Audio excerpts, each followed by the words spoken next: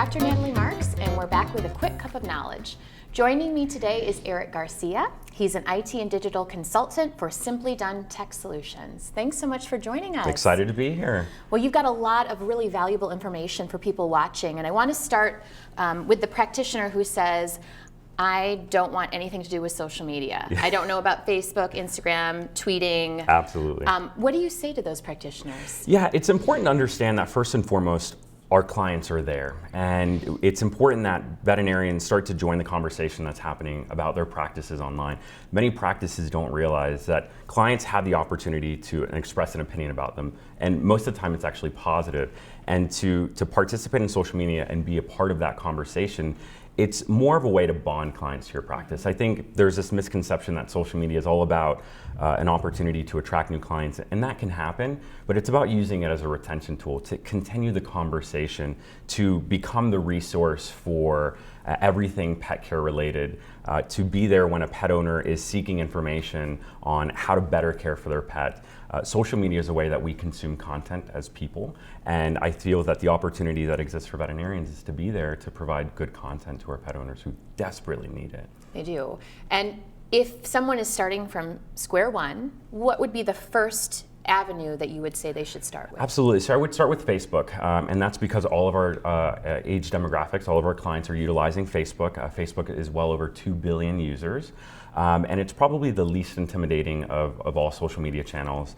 So I would start there, and I would start off by taking a team approach. I don't think it should just be one person in the practice. I think that we should utilize the entire team to come together to generate content. So taking pictures of patients, telling the stories of the patients that we're seeing, and really starting off with something realistic. So I usually tell practices 1 to 2 posts a week at minimum.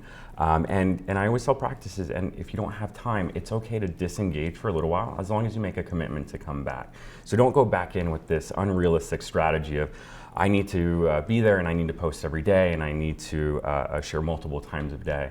Start with Facebook, start with 1 to 2 times a week, share pictures of patients. Of course, we need client permission, and start sharing the stories of our pets that we're seeing. And this sounds like this would be a great way to also empower your team, right? It doesn't have to just be the practice owner or the practice manager doing this. Absolutely, and that's what I always tell practices. If you think about it, there are so many employees in practice today that feel stuck, that feel like they've reached the limit of what they can do in the practice. And what I've seen a lot of social media managers in practice or a lot of practice managers and owners tell me is it gives some employees a new sense of responsibility. It's something that they really truly enjoy engaging with, and it allows the practice and the practice owner to really utilize their team's abilities with their understanding of social media and the relationship that they have with clients to their advantage. And how about adding education? Because I think it's, we all love the feel-good stories and the cases that turn out great, or that new puppy visit or new kitten visit, but what about adding education to those pages? Yeah, so that's a great question. So when it comes to education, we need to take more of a narrative-driven approach. So psychologists say that we remember information 22 times more than facts alone when we weave it up into a narrative. So what I usually challenge practices is if we're making the case for, say, heartworm prevention, I would rather see something where you're telling the story of a pet that was diagnosed as heartworm positive, and talk about how you're actually able to help, in this case obviously it would be a dog, how you're able to help that dog overcome heartworm disease, and then talk about how it can be prevented in the future. People will relate more to that approach than going on Facebook and saying, did you know that 1 in 3 pets at some point in their lifetime have got heartworm disease?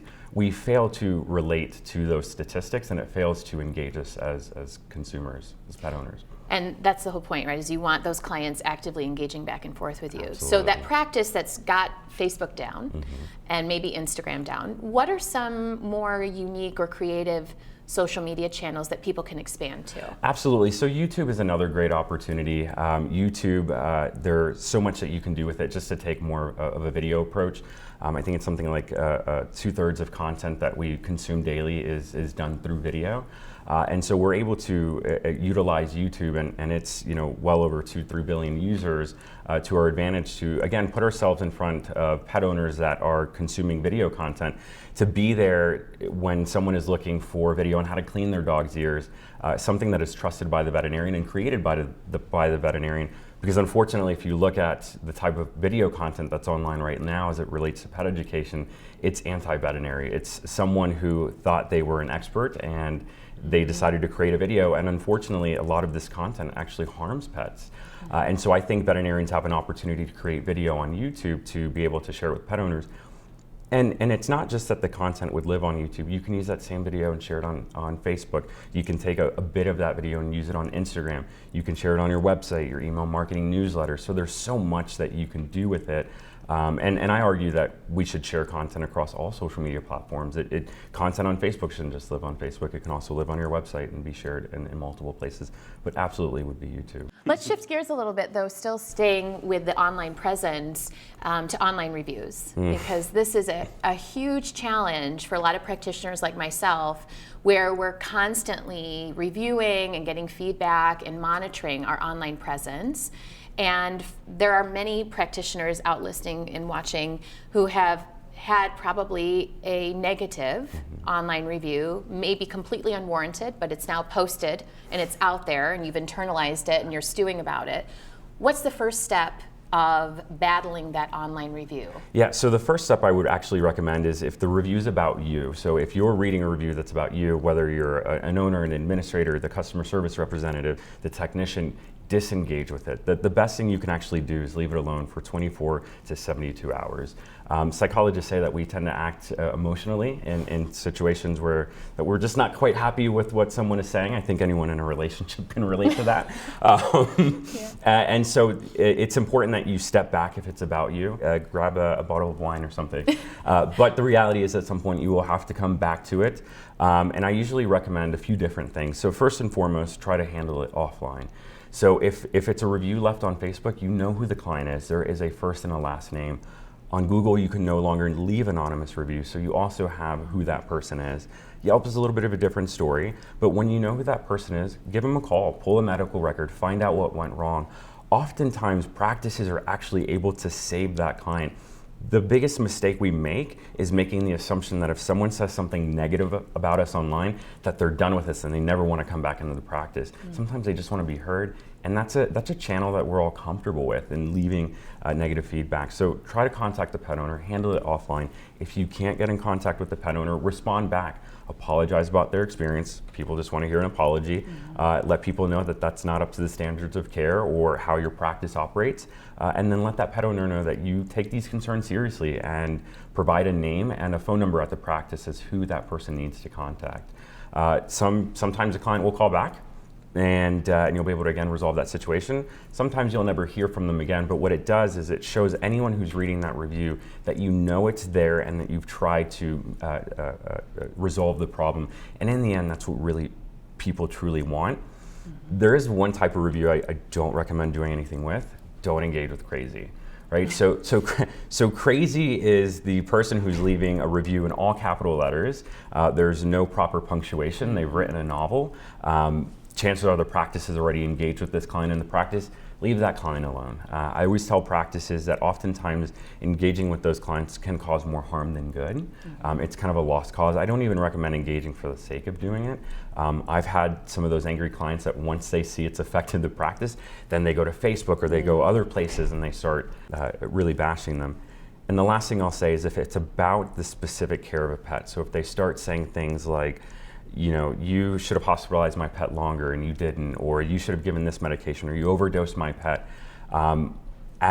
Even though it might not be factual in some cases, it is important that practices do not respond back, defending themselves by divulging too much information about the care provided to that pet, right? So your state boards hold you to confidentiality